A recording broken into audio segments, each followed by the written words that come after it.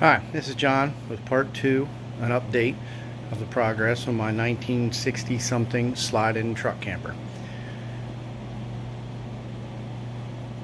Since last time, scuffed the paint up to prep, did some taping off.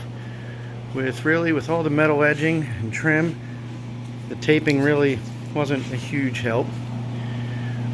Went around all the seams with a razor blade and a putty knife, cleaned all the excess caulk out, degreased it,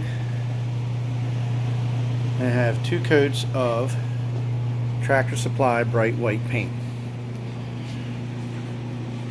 That's about all on the outside as of now.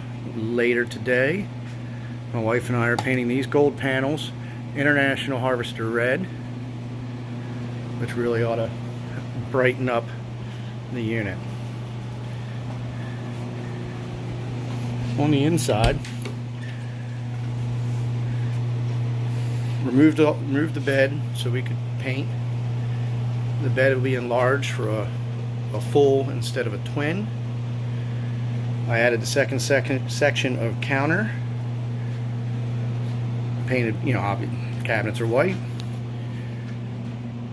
The countertop is reclaimed 1x10s that came out of the trailer.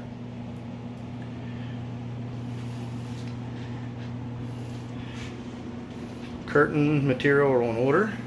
It'll have a nice early 70s, late 60s look to it. I'll insulate the floor with foam and then put a foam back laminate floor down, which really ought to make a difference in the colder weather.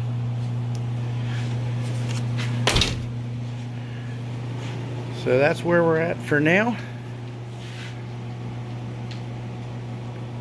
I'll show an update later.